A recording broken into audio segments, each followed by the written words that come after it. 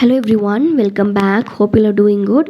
இன்னைக்கு இந்த வீடியோவில் நம்ம வந்து டே 5 கிளாஸ் பார்க்க போகிறோம். இந்த டே 5ல we gonna see 5 patterns with 2 example sentences each. ஆக மொத்தம் we gonna see 10 example sentences. இந்த 10 sentencesமே எதை பேஸ் பண்ணி இன்றைக்கி நம்ம பார்க்க போகிறோம் அப்படின்னா கொஸ்டின் டேகை பேஸ் பண்ணி நம்ம பார்க்க போகிறோம்.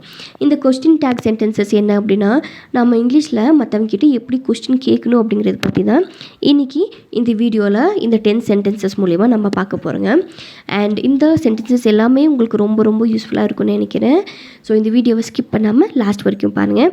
And no without any further delay, let's get started with the first pattern and first example sentence. இந்த ஃபர்ஸ்ட் ஒன் பாருங்கள். அருகில் அனுமான் கோயில் எங்குள்ளது? அருகில் அனுமான் கோயில் எங்குள்ளது? நம்ம யூஸ்வலாக கேட்போம் இல்லைங்க, யாராவது பக்கத்தில் இருக்கிறவங்கக்கிட்ட பக்கத்தில் அனுமான் கோயில் எங்கே இருக்குது, ஆர் பக்கத்தில் மொபைல் ஷாப் எங்கே இருக்குது, இந்த மாதிரி நாம் தெரியாத ஒன்றை பற்றி பக்கத்தில் எங்கேயாவது இருக்கா அப்படின்னு நம்ம மற்றவங்கக்கிட்ட கேட்போம் இல்லைங்க. இந்த கொஸ்டின்ஸை நம்ம இங்கிலீஷில் எப்படி கேட்கலாம் அப்படிங்கிறதையும் இன்றைக்கி இந்த வீடியோவில் பார்க்கலாம். அண்ட் செகண்ட் பேட்டர்னை பாருங்கள். அவள் பக்கத்து வீட்டுக்காரனுடன் ஓடி போனது உனக்கு தெரியாதா? அவள் வந்து பக்கத்து வீட்டுக்காரனோட ஓடி போனது உனக்கு தெரியாதா? இந்த மாதிரி நம்ம காசிப் பேசும்போது ஒரு விஷயத்த அது உனக்கு தெரியாதா அப்படின்னு நம்ம இந்த உனக்கு தெரியாதா அப்படிங்கிற இந்த வேர்ட்ஸை வச்சு நம்ம நிறைய கொஸ்டின்ஸ் கேட்போம் இல்லைங்க தமிழில். அதை வந்து நம்ம இங்கிலீஷில் எப்படி கேட்கலாம் அப்படிங்கிறத பற்றி நம்ம இன்றைக்கி பார்க்க போகிறோம். அண்ட் இந்த தேர்ட் பேட்டர்னை பாருங்கள். வேறு ஏதாவது தேவையா? வேறு ஏதாவது தேவையா? ஆர் நீங்கள் இன்னும் வேறு ஏதாவது வாங்க போகிறீங்களா? நீங்கள் இன்னும் வேறு ஏதாவது ஷாப்பிங் பண்ண போகிறீங்களா? இந்த மாதிரி வேறு ஏதாவது அப்படிங்கிற இந்த வேர்ட்ஸை வச்சு நம்ம தமிழில் கேட்குற கேள்வியை நம்ம இங்கிலீஷில் எப்படி கேட்கணும் அப்படிங்கிறத பற்றி பார்க்க போகிறோம். அண்ட் இந்த ஃபோர்த் சென்டென்ஸை பாருங்கள். ஏன் போலீஸுக்கு தகவல் கொடுக்கவில்லை? ஏன் போலீஸ்க்கு இன்ஃபார்ம் பண்ணல?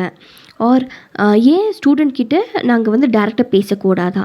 இந்த மாதிரி நாம் தமிழில் ஏன் அப்படின்னு நம்ம கேட்குற கேள்வியை நாம் இங்கிலீஷில் எப்படி கேட்கலாம் அப்படிங்கிறத பற்றி பார்க்கலாம். அண்ட் இந்த லாஸ்ட் பேட்டர்னை பாருங்கள். நீங்கள் எவ்வளவு காலம் இங்கே இருப்பீர்கள்? நீங்கள் வந்து எவ்வளோ காலம் இங்கே இருப்பீங்க, ஆர் நீங்கள் வந்து எவ்வளோ காலம் யூஎஸில் இருந்தீங்க, இந்த மாதிரி எவ்வளோ காலம் அப்படிங்கிற இந்த தமிழ் வேர்ட்ஸில் நம்ம நிறைய கொஸ்டின்ஸ் கேட்போம் இல்லைங்க.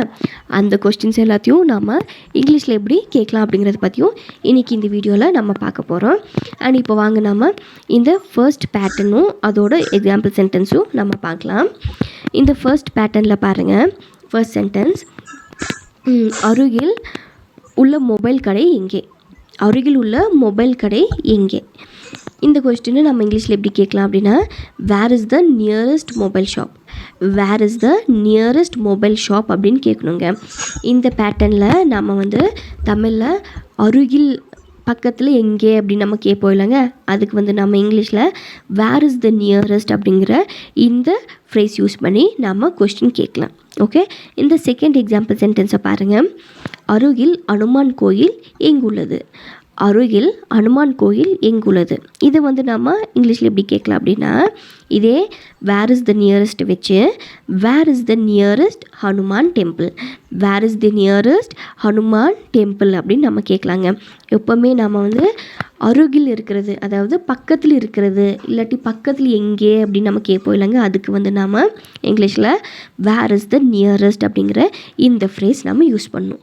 ஓகே, ஸோ இந்த ஃபர்ஸ்ட் ஃப்ரேஸ் என்ன, ஃபர்ஸ்ட் பேட்டர்ன் என்ன அப்படின்னா தமிழில் நம்ம அருகில் எங்கே அப்படின்னு நம்ம கேட்குறதுக்கு இங்கிலீஷில் வேர் இஸ் த நியரஸ்ட். இந்த வேர் இஸ் த நியரஸ்ட் அப்படிங்கிறது தான் இன்றைக்கி நம்ம பார்த்த இந்த ஃபர்ஸ்ட் பேட்டர்ன். இப்போ வாங்க நம்ம செகண்ட் பேட்டர்ன் என்னன்னு பார்க்கலாம்.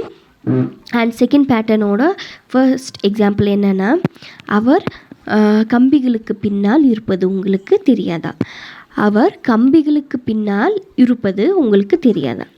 ஸோ இந்த கொஸ்டினை நம்ம இங்கிலீஷில் எப்படி கேட்கலாம் அப்படின்னா did not you know he was behind bars, or didn't you know he was behind the bars அப்படின்னு நம்ம கேட்கணுங்க. இங்கே வந்து நாம் உங்களுக்கு தெரியாதா அப்படின்னு நம்ம தமிழில் கேட்போம் இல்லைங்க, அதுக்கு தான் இங்கிலீஷில் didn't you know or did not you know அப்படிங்கிற இந்த கொஸ்டின் டேகை நாம் யூஸ் பண்ணுவோம். ஓகே, இந்த செகண்ட் எக்ஸாம்பிள் சென்டென்ஸை பாருங்கள். அவர் பக்கத்து வீட்டுக்காரனுடன் ஓடி போனது உனக்கு தெரியாதா? அதே மாதிரி நாம் இங்கே உனக்கு தெரியாதாக்க நம்ம என்ன யூஸ் பண்ணியிருக்கோம் இங்கிலீஷில் டின்ட் யூ நோ அப்படிங்கிற இந்த கொஸ்டின் டேக். இந்த டின்ட் யூ நோ வச்சு நம்ம இந்த சென்டென்ஸை எப்படி ஃப்ரேம் பண்ணலாம் அப்படின்னா, didn't you know she had eloped with her neighbor. Didn't you know she had eloped with her neighbor அப்படின்னு நம்ம கேட்கணுங்க. இங்கே வந்து உனக்கு தெரியாதா அப்படிங்கிறதுக்கு didn't you know அப்படிங்கிற இந்த பேட்டர்ன் யூஸ் பண்ணியிருக்கோம். அதே மாதிரி இங்கே வந்து eloped அப்படிங்கிற இந்த வேர்டு யூஸ் பண்ணியிருக்கோம் இல்லைங்க.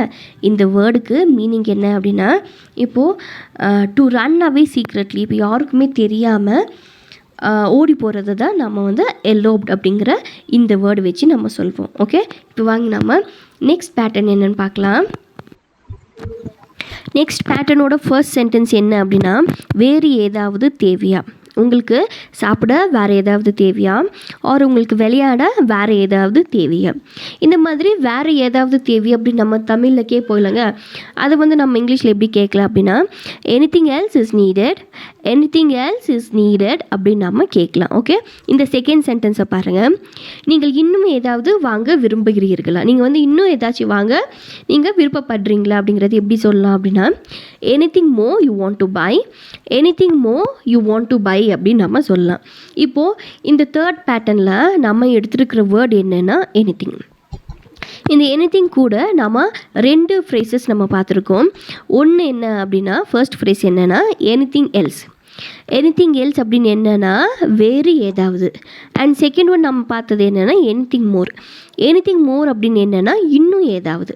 ஓகே, ஸோ எனிதிங் எல்ஸ் அப்படின்னா வேறு ஏதாவது, எனிதிங் மோர் அப்படின்னா இன்னும் ஏதாவது அப்படிங்கிற அர்த்தம். Okay, hope you are clear with the third one. Now moving on to the fourth pattern. First sentence என்ன அப்படின்னா, ஏன் போலீஸுக்கு தகவல் கொடுக்கவில்லை, ஏன் வந்து நீங்கள் போலீஸ்க்கு இன்ஃபார்ம் பண்ணல அப்படிங்கிற இந்த கொஸ்டினை நம்ம வந்து இங்கிலீஷில் எப்படி கேட்கலாம் அப்படின்னா, why not inform the police, why not inform the police அப்படின்னு நம்ம கேட்கணுங்க.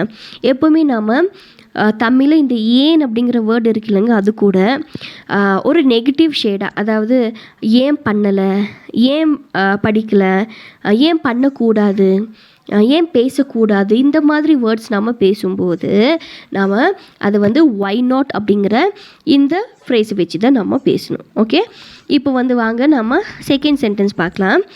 ஏன் பெற்றோர்களிடம் நேரடியாக பேசக்கூடாது, ஏன் வந்து பேரண்ட்ஸ் கூட டைரெக்டாக பேசக்கூடாது, இந்த சென்டென்ஸை நம்ம எப்படி கேட்கலாம் அப்படின்னா, why not talk to parents directly, why not talk to parents directly அப்படின்னு நம்ம கேட்கணுங்க.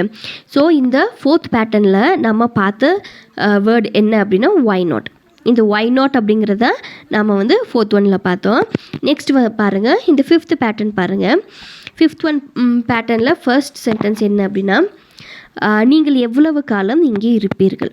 நீங்கள் வந்து நம்ம கேட்போம் இல்லைங்க, நீங்கள் வந்து எவ்வளோ காலம் இங்கே இருப்பீங்க, நீங்கள் எப்போ உங்கள் ஊருக்கு போகிறீங்க, நீங்கள் எவ்வளோ காலம் இங்கே இருப்பீங்க அப்படின்னு நம்ம கேட்போம் இல்லைங்க.